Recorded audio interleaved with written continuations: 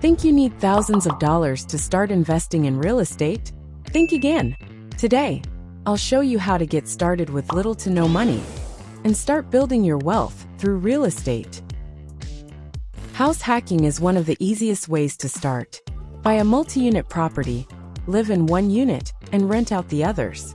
Your tenant's rent covers your mortgage, meaning you live for free while building equity. You don't always need 20% down. Look for FHA loans, VA loans, or first-time homebuyer programs that offer assistance. Did you know you can buy property without using a bank? With seller financing, the owner becomes the lender, letting you pay in installments. This works best for off-market deals. If you don't have the funds, partner with someone who does. Find an investor willing to fund the deal while you handle the research and management. This is called an equity partnership. You split the profits, but you get started with little money.